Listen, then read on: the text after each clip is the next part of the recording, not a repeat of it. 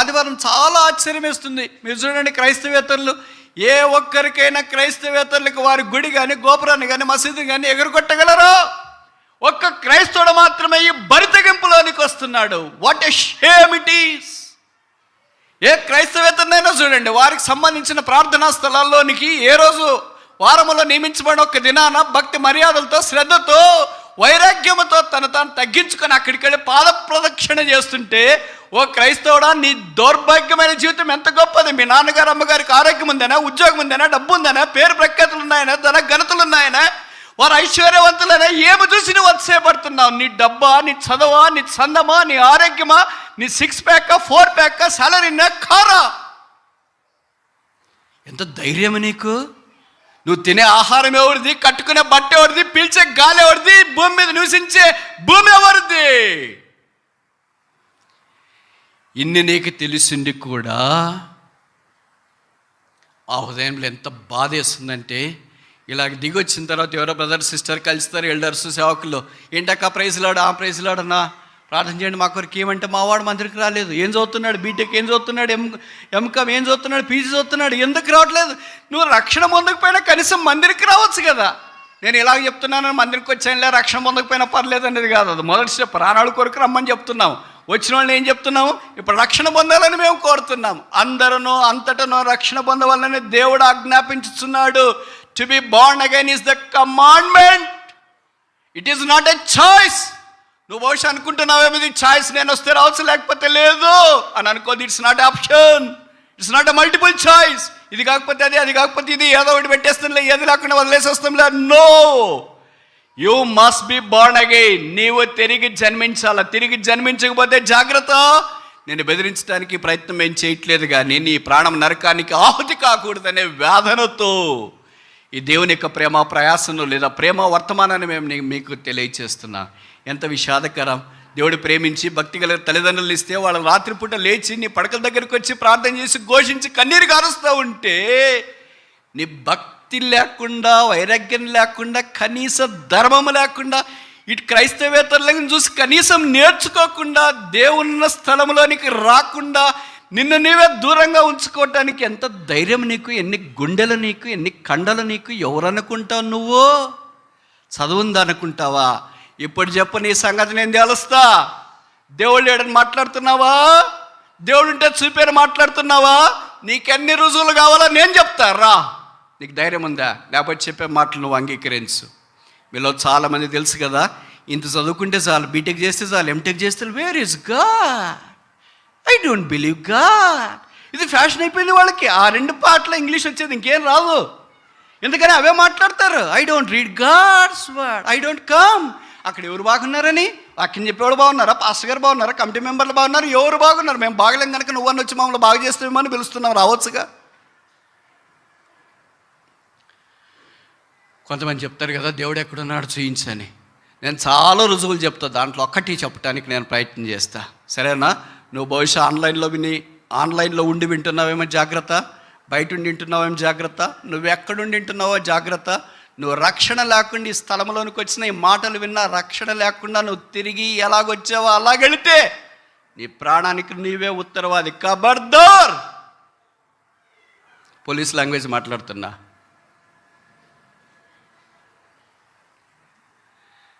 ఉదాహరణకి చూడండి, చిన్నపిల్లలు క్రయాంతో గోడల మీద గీస్తారు కదా, అది గీస్తే మనం తిరిగి సున్నం వేస్తే గీతలు పోతాయి. ఆ చొక్క మీద గీతలు, పెన్ను గీతలు పడ్డాయి అనుకోండి, దీనికి ఏదో ఉతికితే దీని మీద గీతలు పోతాయి. ముఖం మీద ఏదో గీతలు పడినాయి, కందెన అది ఇది, దానికి ఏదో మనం వేసుకుంటే పోతాయి. తర్వాత కింద ఫ్లోర్లో ఉన్నాయనుకోండి, ఏదైనా గీతలు పడిపోయినాయి, లాగినారు, బీరువానో ఫ్రిడ్జో ఏదన్నా, దాని మీద గీతలు పోతాయి. మనం ఏదైనా పాలిష్ చేస్తే అది ఇది, ఎక్కడున్న గీతలన్నీ పోతాయి. ఇప్పుడు నేను చెప్తా, మీరు జవాబు చెప్పాలి నాకు కదా. 2 సంవత్సరాల కరోనా దినాల్లో కనీసం మీరు 3 సార్లు అయినా రోజుకి శానిటైజర్ మీ చేతులకు పూసుకున్నారు అంటే, కనీసం చెప్తున్నా నేను, కనీసం 3 సార్లు. ఉదయం టిఫిన్ తినక మునపు, మధ్యాహ్నం భోజనం తినక మునపు, రాత్రి భోజనం తినక, ఇంకెన్నోసార్లు 30 సార్లు కూడా పూసుకునే వాళ్ళు ఉంటారు రోజుకి. రోజు సంగతి చెప్తున్నా. కనీసం 3 సార్లు, ఒక 5 సార్లు వేసుకోండి. 30 రోజులకి ఎన్నిసార్లు పూసింటారు? 150 సార్లు. 5 3 15, 5 సార్లు అనుకోండి రోజుకి. 30 రోజులకి అన్నీ 150. సంవత్సరానికి ఎన్నిసార్లు పూసింటారు? 12 × 150 చెప్పండి, ఒక 1500 సార్లు అనుకోండి. 2 ఏళ్ళకి ఎన్నిసార్లు పూసింటారు? 3000 సార్లు. ఇప్పుడు నేను చెప్తా, మీ చేతుల్లో భవిష్య గోరింటాకు పెట్టుకున్నారు, తర్వాత మీ భాషలో చెప్పాలంటే నెయిల్ పెయింట్ కొట్టుకున్నారు. 3000 సార్లు దీనికి శానిటైజర్ పూస్తే ఉంటుందా ఊడుతుందా? మీ గోరంటాకు కానీ నెయిల్ పాలిష్ కానీ ఉంటుందా పోద్దా? ఇక్కడ గోడకు కూడా 3000 సార్లు కొడితే పెయింట్ ఉంటుందా పోద్దా? ఇక్కడ కూడా 3000 సార్లు కొడితే ఉంటుందా పోద్దా? పోద్ది కదా. ఇప్పుడు మీ చేతుల్లో గీతలు ఉన్నాయా? ఉన్నాయా లేదా? 3000 సార్లు మీరు ఈ గీతల మీద కొట్టి రుద్దినారు. ఒక్క గీత సైజ్ అన్న పెంచినారా, తగ్గించినారా, పోగొట్టినారా? ఎవరు గీశారు ఈ గీతలు? పిల్లలా, సేవకులా, క్లాస్మేట్సా, ఫ్రెండ్సా, న్యాచురల్సా, క్లోలిక్సా? ఎవరు గీశారు ఈ గీతలు? చూట వేసుకునింది పోయింది, గొరంటాకు పెట్టిన గీతలు పోయినాయి, నెయిల్ పాయింట్ కొట్టిన గీతలు పోయినాయి. దేవుడు రాసిన గీతలు చేతుల్లోనే మిగిలిపోయాయి. నీ చేతులే దేవుడు ఉన్నాడని తెలియచేయటానికి నిలువెత్తటి సాక్ష్యాలు. ఇంతకంటే దేవుడు ఉన్నాడని తెలియచేయటానికి ఇంకేం సాక్ష్యం కావాలి చెప్పో? నీకు చేతులు ఉన్నాయా? చూసుకో. ఒక్కటన్నా మార్చుకోగలిగినావా? 3000 సార్లు నువ్వు కనీసం 2 సంవత్సరాల్లో శానిటైజర్ కొట్టుకుంటే ఒక్క గీతనైనా నువ్వు మార్చగలిగావా? మనుషుడా, దేవుడు చేసిన సృష్టిలో నీ చేతుల్లోని గీతలే మార్చుకోవటానికి నీ గుండెలు లేకపోతే, చేత కాకపోతే, బలహీనమైపోతే, దేవుడు చేసిన ఈ సృష్టి రహస్యాన్ని తొలనాడటానికి దేవుడు లేడంటానికి నీకెంత ధైర్యం?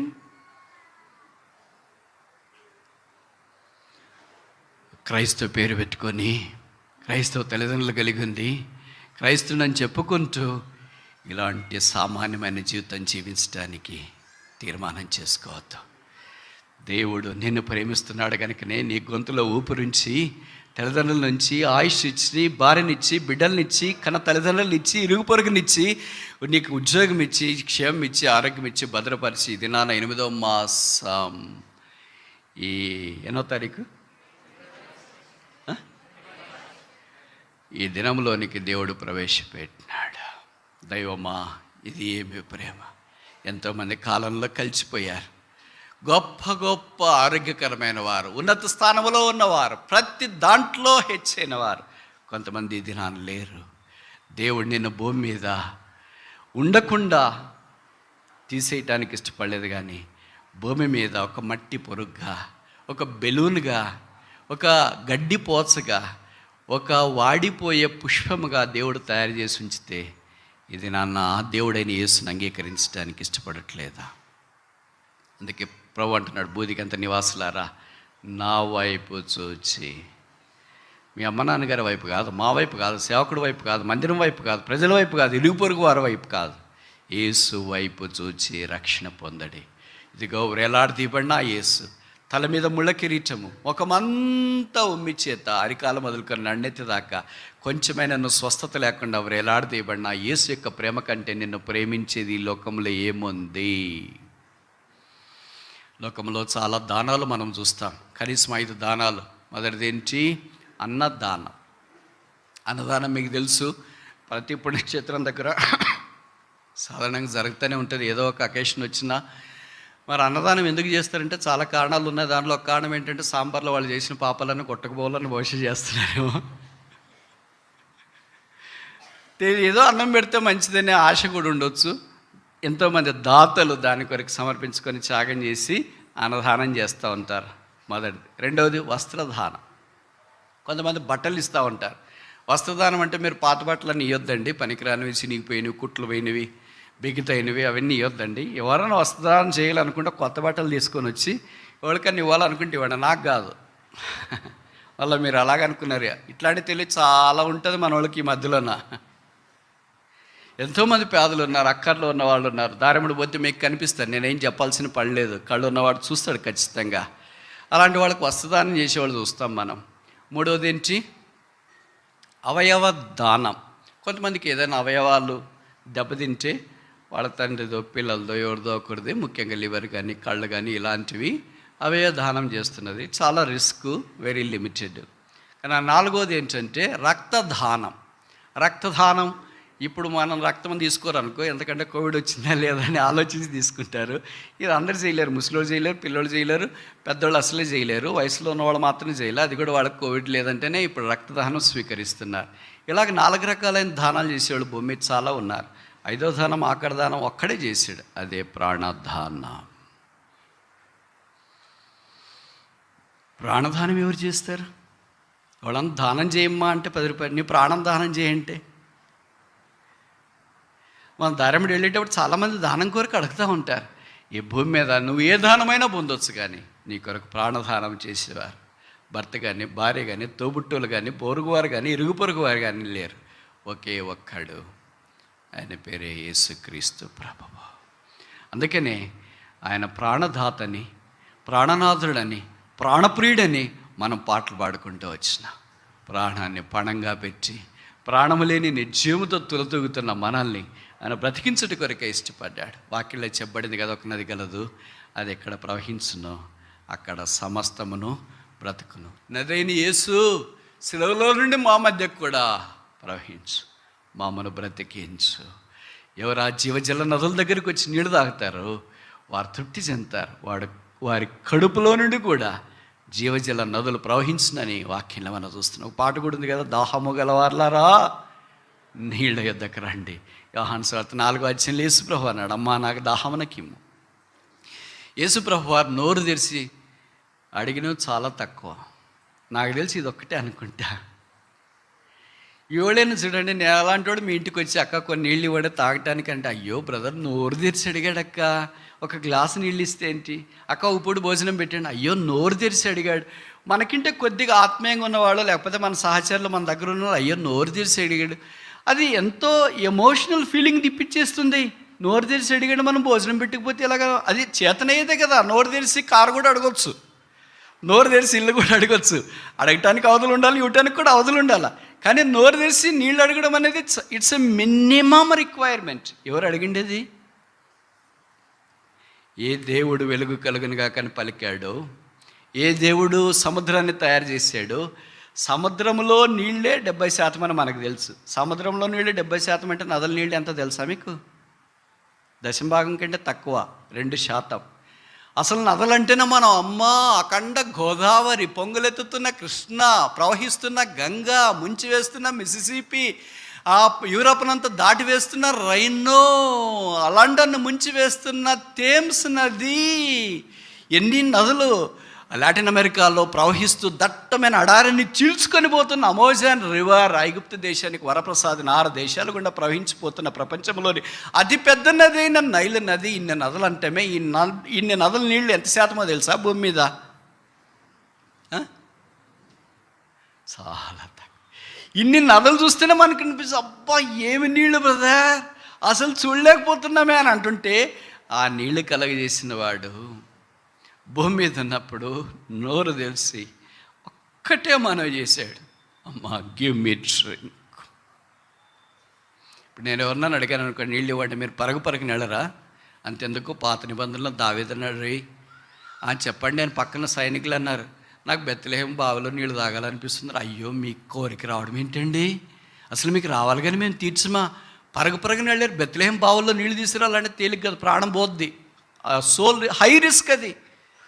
కానీ బైబిల్లో రాయబడింది ఏంటంటే, వెళ్ళారంటే దాసులు నీళ్ళు తీసుకుని వచ్చారు. తెచ్చిన తర్వాత ఈయన ఏమన్నాడు, చల్లగా చావుకవర్ చెప్పండి, ఏం దాతలేరా మీ ప్రాణానికి తెగించి తెచ్చేసారు కానీ పడబోయండి అన్నాడు. చూడు, ప్రాణానికి తెగించి తెచ్చిన నీళ్లు పడబోస్తే వాళ్ళకి ఎంత బాధ అయింది.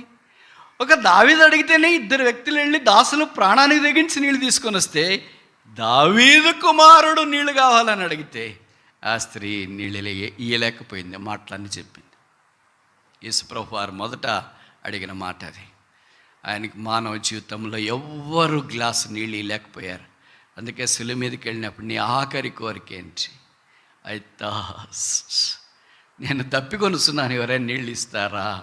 యోహాను సువార్త 4వ అధ్యాయంలో ఒక స్త్రీని అడిగాను, అమ్మా దాహమునికిమ్మని, ఇప్పుడు దాకా తీసుకొని రాలేదు ఆమె, నాకు దాహం వేస్తుంది, ఎవరైనా దాహం ఇస్తారా? మనుషుడు ఎంత కఠోరమైన వాడంటే, శత్రువుకైనా నీళ్ళు ఇస్తారంట కదా.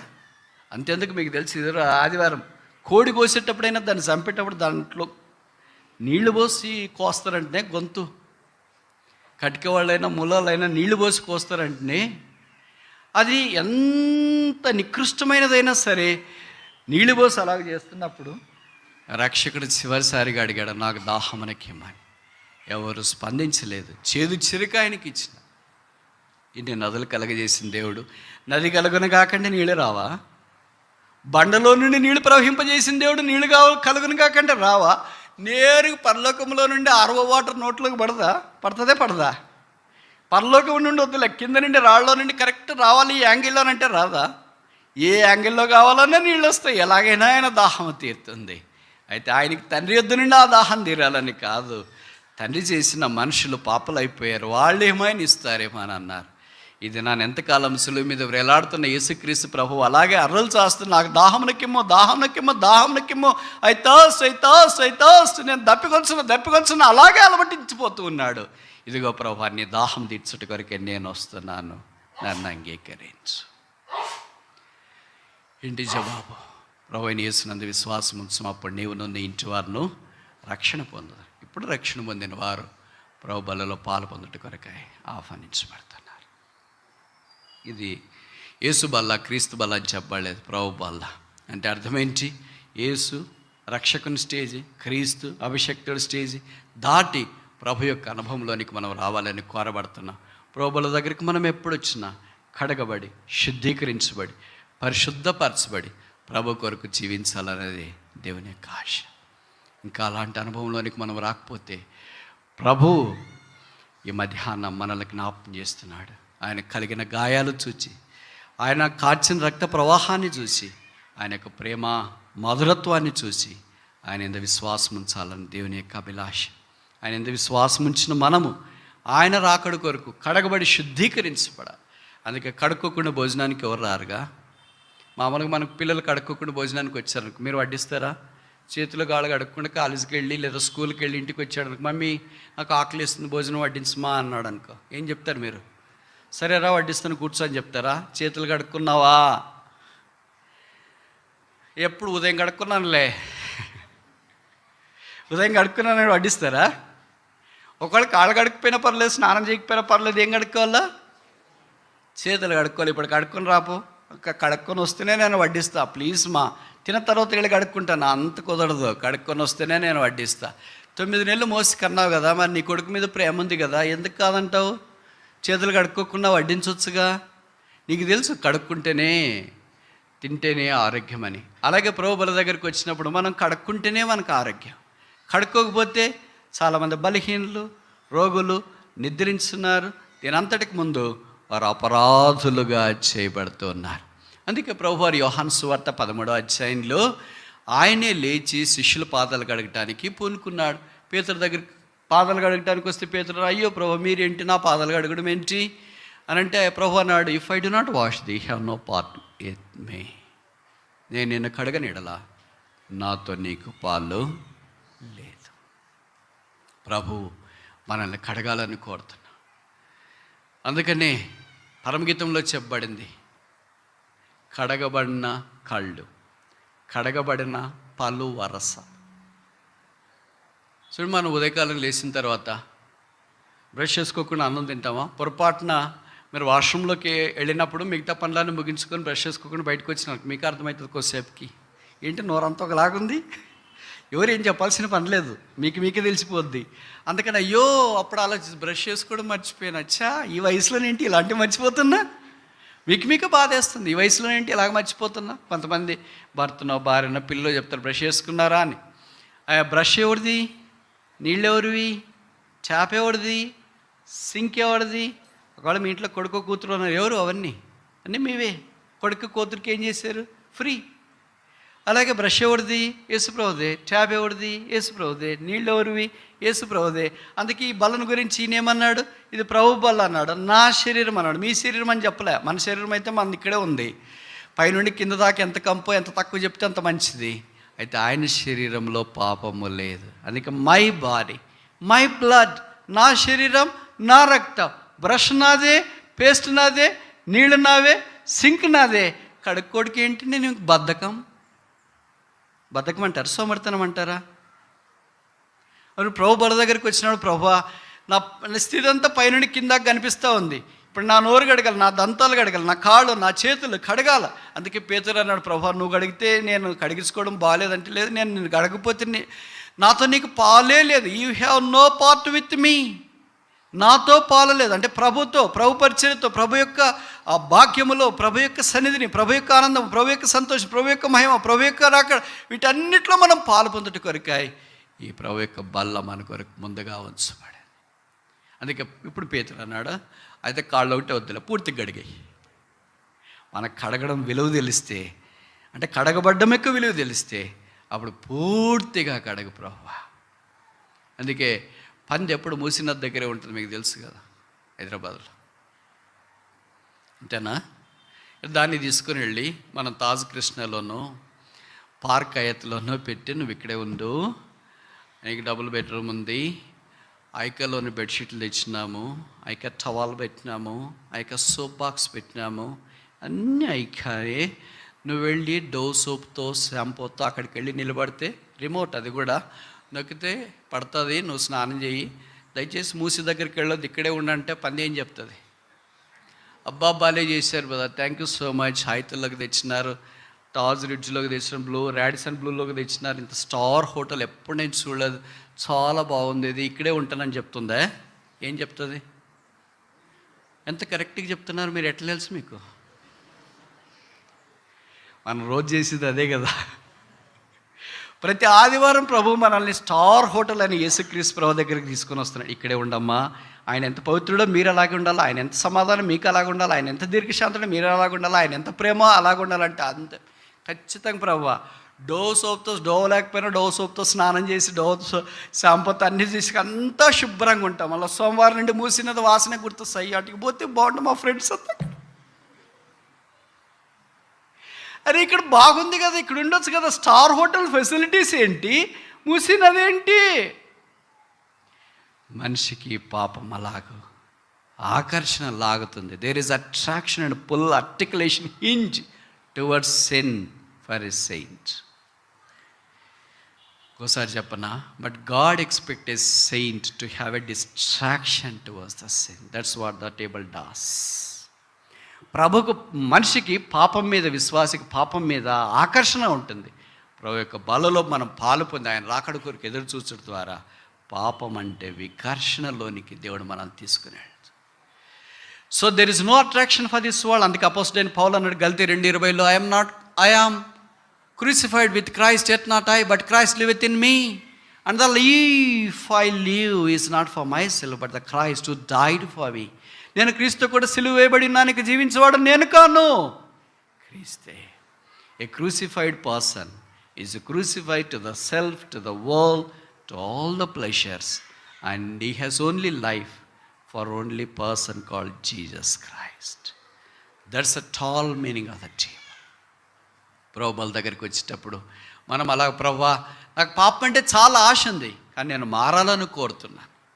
మనలో విశ్వాసులకి ఈ దినాల్లో ఉన్న ఘోరమైన లక్షణం ఏంటంటే, ఆదివారం బల్లో పాల్గొని సోమవారం నుండి తిరిగి యథావిధిగానే ఉంటా, అదే అబద్ధాలే, అదే మోసాలు, అదే నేరాలు, అదే ఘోరాలు. అయ్యో ఇట్లా అబద్ధం చెప్పకూడదు కదా, కొద్దిగానే నేను మారాలి కదా, ఇప్పుడు ఏం అవసరం ఉంది, ప్రాణం మీదకేం రాలేదు కదా. కొంతమంది పేతురుని ఉదాహరణ చెప్పి, పేతురు కూడా అబద్ధం చెప్పాడు కదండి అని, అబ్రహాం కూడా అబద్ధం చెప్పాడు కదండి, యాకోబు కూడా అబద్ధం చెప్పాడు కదండి.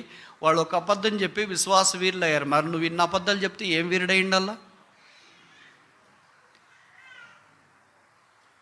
యాకోబు ఒక మోసం చేసి, లేదా 2-3 మోసాలు చేసి ఆయన ఒక పెద్ద రాజ్యానికి స్థాపకుడయ్యాడు. 12 మంది కత్రాలని భూమి మీద తీసుకొని వచ్చినాడు. మనం చేసేదే ఉదయం నుండి రాత్రి దాకా నేరాలు ఘోరాలుగా ఎన్ని గోత్రాలు తీసుకొని వచ్చిండాలి బయటికి. కాంటెక్స్ట్ అది కాదు అక్కడ. వారు ప్రాణం మీదకి వచ్చినప్పుడు అలాగే చెప్పారు, అబ్రాహాం చంపేస్తారు ఇంక అమ్మాయిని తీసుకెళ్ళి. కానీ దేవుడు అది అనుమతించాడు. ఎందుకంటే శారాలో నుండి ఎవరు రావాలా? ఇస్సాకు రావాలి. ఇస్సాకులో నుండి ఎవరు రావాలా? యాకోబు రావాలి. యాకోబులో నుండి ఎవరు రావాలా? యూదాలో నుండి ఎవరు రావాలా? దావీదులో నుండి ఎవరు రావాలా? దావీదు కుమారుడైన యేసు ప్రభు రావాలా? రక్షకుడు రావాలా? కనుక రక్షకుడు అపవిత్రమైన వంశావళిలో నుండి రావటానికి వీలు లేకుండా దేవుడు ఆ శారాను భద్రపరచాలని సంకల్పించినాడు. బహుశా శారా ఇలాగ అయిపోద్దేమనే ఉద్దేశంతో అబ్రహాం ప్రాణం మట్టుకొచ్చింది కనుక అబద్ధం చెప్పాడు. కానీ నువ్వు ఉదయం లేచిన మొదలుకొని జీవితంలో ప్రాణం దాకా వచ్చినా కూడా సత్యం చెప్పట్లేదేంటి? కనీసం మారాలనే ఆశైనా ఉందా? ప్రభువా, సత్యం చెప్పడానికి నా నోరు కాయి, నా పెదవులు కాపు కాయి. ఇది నాలో చాలామంది విశ్వాసులు బలహీనంగా ఉండటానికి కారణం ఏంటంటే, బలహీనలు అంటే శరీరంలో కాదు, శరీరంలో ఫుల్గా ఉన్నారు, లెక్కే లేదు, కానీ ఆత్మలో బలహీనలయ్యారు. ప్రభు వారిని వాడుకోలేకపోతున్నాడు. ప్రభు ద్వారా వాళ్ళు వాడబట్టడానికి వినియోగించబడలేకపోతున్నారు. కారణం ఏంటంటే నోరు సరిగ్గా లేదు. మామూలు తెలుగులో ఒక సామెత ఉంది కదా, నోరు మంచిదైతే ఊరు మంచిదవుతుందంట. మన నోరు ఎలాంటిది? ఫినాయిల్ వేసి కడిగినా బాగా గానంత చెడ్డ నోరు ఇది. మామూలు ఫినాయిల్ కాదు, కంపెనీ ఫినాయిల్ అయితే పర్వాలేదు, బాగా అవుతుందేమో అని అనుకోవచ్చు. కంపెనీది కాదు, హైదరాబాద్లో తయారు చేసిన నాటు ఫినాయిల్ వేసి కడిగినా కూడా ఇది బాగా కావట్లేదు. ఒకళ్ళు బాగా చేస్తారు. నోరు బాగా తెరవము, నేను దానిని నింపేదను. కీర్తన 81:10. ప్రభు వారికి మనం నోరు తెరిచినప్పుడు ఆయన దాన్ని బాగా నింపాలని కోరుతాడు. ఆయన నోరు ఎలాంటిది? బైబిల్లో రాయబడింది, ఆయన నోరు తెరిచి బోధింపసాగాను. ఆయన నోరు తెరిస్తే ప్రజలు ప్రవాహం వలె వస్తున్నారు. మనం నోరు తెరిస్తే వచ్చిన వాళ్ళు కూడా వెళ్ళిపోతుంటే, ఆయన నోరు తెరిస్తే ఇంకా ఎప్పుడు చెప్తాడా, ఇంకా ఎప్పుడు చెప్తాడా, ఇంకా ఎప్పుడు చెప్తాడా, ఇంకెంతసేపు చెప్తాడా, ఇంకెన్ని పాయింట్లు చెప్తాడా అని అనుకుంటూ ఉంటారు. వాచ్ చూసేవాళ్ళు ఉండరు. మేము లేచి నిలబడిన వెంటనే మాకు ఎదురుగున్నాడే వాచ్ చూస్తుంటారు, ఇట్లా మాకు కనపడాలని. మాకు కూడా వాచ్ ఉంది, పెద్దదే పెట్టారు. ఎంత తేడా ఉంది చూడండి. యేసుప్రభు వారికి మాకు అస్తిమస్యకాంతం, భూమికి ఆకాశానికి ఉన్నంత తేడా ఉంది. మనం ఇంకా స్టాండర్డ్లోనికి రావాలని దేవుడు కోరుతున్నాడు. నోరు, కళ్ళు, చెవులు, పెదవులు అన్నీ. అందుకనే నా ప్రాణ దేహ ఆత్మలు ఆయన కొరికే నేను సమర్పిస్తున్నాను, నేను అనుభవంలోనికి రావాలి. ఒక చిన్న సంగతి నేను చెప్పి నేను ముగించిన. నాకు వర్షిప్లో కూడా ఆ పాట పాడారు అనుకుంటా. అవి మన సహవాసంలో ఆరంభించబడిన దినాలు. ఇప్పుడు దినాలంత శరీరము లోకము ఆ దినాల్లో లేదు. చాలా ఆత్మీయంగా విశ్వాసులు ఉండేవాళ్ళు. ఇలాగా ఒక ఆదివారము ఇక్కడున్న సేవకులో రెస్పాన్సిబుల్ బ్రదర్ ఎవరో వాక్యం చెప్తా ఉన్నారు. సరే, కార్యక్రమాలన్నీ అయిపోయిన తర్వాత చివరి కార్యక్రమం చెప్తారు కదా, ఇప్పుడు మనం లేచి నిలబడి పాట పాడతాం, అప్పుడు మీ కానుకలు తీసుకుని వచ్చి లేదా అర్పణలు ప్రభువుకి అర్పించండి అని సేవకులు చెప్పినారు. లేచి నిలబడి పాట పాడుతున్నారు. వెనక నుండి బ్రదర్స్ సిస్టర్స్ వరుసలో వచ్చేస్తున్నారు. అక్కడ ఒక బ్రదరు అలాగే నిలబడుకొని ఉన్నాడు. పక్కన బ్రదర్స్ ఏం చెప్పినారంటే తట్టినారు. మీరేపోండి అన్నారు. సరే, ఈయనేమో లే అనుకున్నారు. వాళ్ళందరూ పోయేసి వచ్చినారు. ఆయన అలాగే నిలబడుకున్నాడు. ఇప్పుడు దినాల్లోనైతే మనం చాలా వేషాలు వేస్తాం. ఏం లేకపోయినా కాగితమన్నా ముదురు చుట్టి అందరికి కనపడేటట్లు ఏం వేస్తున్నారా, షో చేసి అక్కడే ఉండిపోతారు. అబ్బాయి చాలా పెద్దది వేస్తున్నట్టు కొద్దిగా తెరవండి, ఏముండదు దాంట్లో. పాత దినాల్లో వేషధారణ లేదు. పోనీ వేరే ఎవరిని అడిగినా ఇయ్యరా? ఇప్పుడు నేను ఏదైనా ఒక 10 రూపాయలు అడిగినాను అనుకోండి, మీరు ఇయ్యరా? అక్కడ కానికేళ్ళ బ్రదర్ కానికేళ్ళ ఒక 10 రూపాయలు ఇవ్వండి ఇస్తారు. ఆ దినాలు అట్లా అడిగే ప్రాణం పోయినా సరే నో, అవమానమైన భరిస్తా. నేను ఇక్కడ నిలబడి నా దగ్గర డబ్బులు లేవని సంఘం అంతా చూసి అవమానమైన నేను భరిస్తా. కానీ నేను వేరే వారిని ఒక 10 రూపాయలు అడగడం కానీ, లేదా అందరిని మోసం చేయటానికి ఒక పేపర్ చుట్టి కానకపెట్టిలో వేయడం కానీ నేను చేయను. అలాగే నిలబడున్నాడు.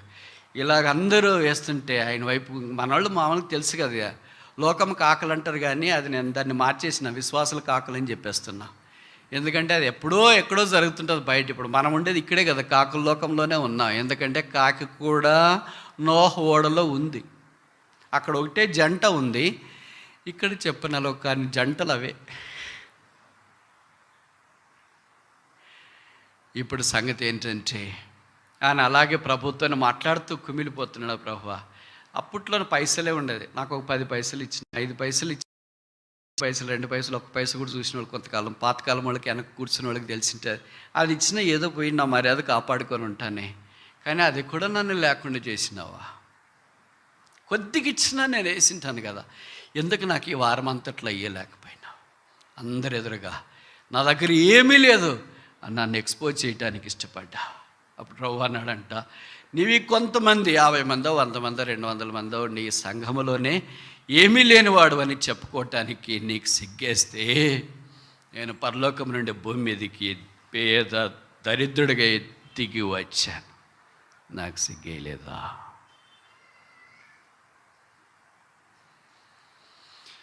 నేను వెండి బంగారాలు ఆశించలేదు కదా ప్రభువా, నేను ఆశించింది కేవలం ఇంతే ఇస్తానని. అప్పుడు ప్రభు అన్నాడంట, నాకు నీ డబ్బులు కాదు కావాల్సింది, నీ బంగారం కాదు కావాల్సింది, నీ వెండి కాదు నాకు కావాల్సింది, నీవే నాకు కావాలా. అప్పుడు ఆయన అలాగే అక్కడే కూర్చుండి రాసిన పాట మనం ఉదయం వర్షిప్లో చివర్లో పాడాం. ఏం పాట? 3వ వచనం. నా కాళ్ళు చేతులెల్లా నీ సేవకే అర్పింతును. డబ్బులు కాదు కదా నువ్వు కోరేది, బంగారం కాదు కదా కోరేది, వెండి కాదు కదా కోరేది, నా కాళ్ళు చేతులు నన్నే నీ కోరుతున్నావు కనుక నేనే నీకే అర్పించుకుంటున్నాను. నా అర్పణను అంగీకరించవా? నా అర్పణని అంగీకరించవా? నా అర్పణని అంగీకరించవా? This is ultimate offering. అలాగని మీరు కానుకలు తీసుకురావద్దని నేను చెప్పట్లేదు. ఉద్దేశం ఏంటంటే గాడ్ ఎక్స్పెక్ట్స్ అల్టిమేట్ ఆఫరింగ్. నా చేతులు, నా ప్రాణము, నా కాళ్ళు నేనే నీకు అర్పించుకుంటున్నాను. అందుకే ఆ పాటలు పాడాలంటే నా మనసు పొరపాట్లు కూడా ఒప్పుకోదు. ప్రభువా వాళ్ళు ఎక్కడా, నేనెక్కడ? అయ్యో, అందుకే నేను చాలా పాటలు సియోను గీతాల్లో పాడను. ఎందుకో తెలుసా? నాకు సూట్ అయ్యేది ఒకటే ఒక్క పాట, దానికి ఒక్కటే నేను సూట్ అవుతాను, ఇంక దేనికి నేను సూట్ కాదు.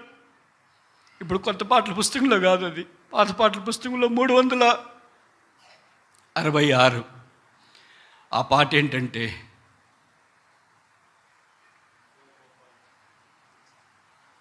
పాపిని నేను తప్పితి భూమిలో రక్షించడు. నేను నాకు తప్ప పాట ఇంకెవరికి సూట్ కాదు, నాకు ఆ పాట ఒకటే సూట్ అవుతుంది. ఇంకా మిగతా పాటల అమోఘం భక్తులు రాసిన ఆధ్యాత్మిక అనుభవాలు, వారి జీవితాలే నడిచే క్రైస్తవ పత్రికలు. ఈ మధ్యాహ్నం దేవుని జనమా, వస్తున్నావు, కూర్చుంటున్నావు, వింటున్నావు, సాదాసీదాగా మాట్లాడుతున్నావు, వెళ్ళిపోతున్నావు. ఒక్క విశ్వమంతైనా యేసుప్రభు వలె మారాలని నీలో కోరిక రాకపోవటానికి ఎంత విడ్డూరం, ఎంత నిష్ఠ లేకుండా బతుకుతున్నావు, ఎంత ప్రభు కొరకు ఆశ లేకుండా బ్రతుకుతున్నావు. ప్రభు అన్నాడు, నా సెలవులో నీ కొరకే నా తల, నా ముఖం, నా చేతులు, నా కాళ్ళు, నా ప్రాణము, నా సమస్తాన్ని నీకు అర్పించినానే. నీ కనీసం పెదవుల మీద పలికే మాట కూడా నా కొరకు సత్యం పలకవా? ఎంత దౌర్భాగ్యుడండి మనిషి. దేవుని అన్నీ తీసుకున్నాడు, కానీ తన దగ్గరికి వచ్చేటప్పటికి ఏం చెప్తున్నాడు? నా పెదవులతో సత్యం పలికేంత యోగ్యత నీకు లేదయ్యా, నా జీవితంతో నీ కొరకు జీవించేంత యోగ్యత నీకు లేదయ్యా అనే చెప్తున్నామా? నోటితో చెప్పకపోయినా జీవితంతో చెప్పేది అదే కదా. తండ్రి పిల్లలు వారి వలే ఉండాలని కోరుతాడు. ఏ తండ్రి అయినా, ఏ తల్లి అయినా పిల్లలు వారి వలే కాకుండా బయట వలే ఉండాలని కోరేవాళ్ళు ఎవరైనా ఉంటే చేయొద్దండి. ఎవరైనా చూసిన వెంటనే, పుట్టిన వెంటనే పిల్లల్ని ఏం చెప్తారు? అమ్మ మాదిరి ఉన్నారు, నాన్న మాదిరి ఉన్నారు, అమ్మ మాదిరి ఉన్నారు, నాన్న మాదిరి ఉన్నారు, అమ్మ మాదిరి ఉన్నారు, నాన్న మాదిరి. దేవుడు తన స్వరూపం చేత సెలవులో మనల్ని రక్తం కార్చి కన్న తర్వాత మన దగ్గరికి వచ్చి చూడటానికి వస్తే, ఇది నా కుమారుడు వలే ఉన్నారు, నా కుమారుడు వలే ఉన్నారు, నా కుమారుడు వలే ఉన్నారు, నా కుమారుడు వలే ఉన్నారు అని మనల్ని గురించి సాక్ష్యం చెప్పకపోతే మనం ఎంత పడిపోయాం. ఈ మధ్యాహ్నం ప్రభు మర్యాద నుండి కోరేది మన అర్చన ఆచారాదులు కాదు, మన హృదయాంతరంగంలో ప్రభువుగా ప్రతిష్ఠించుకోవాలని కోరుతున్నాం. అందుకే బలలో పాలు పొందటానికి చేరవచ్చి మనం ప్రభు అరికాలు మొదలుకొని నన్నెత్త దాకా నాలో స్వస్థత ఏమీ లేదు, గాయపడిన నీ చేతుల్లోనికి నన్ను నేను అప్పగించుకుంటున్నాను. సెలవులో నుండి ప్రవహించే రక్తపు ఊట చేత నన్ను కడిగి పరిశుద్ధపరచు, నన్ను కూడా నీ బలలో పాలు పొందుట కొరకాయి యోగ్యునిగా ఎంచు. నీ వలే నేను మార్పు చెందాలని కోరుతున్నాను. మారునట్లుగా నాకు సహాయించి నేనున్నా, నన్ను ఏమైనా వాడుకుంటావా? ఇదే నీ అక్కరైతే ప్రభు బలను మనము ఆశ్రయించవచ్చు. ప్రార్థన.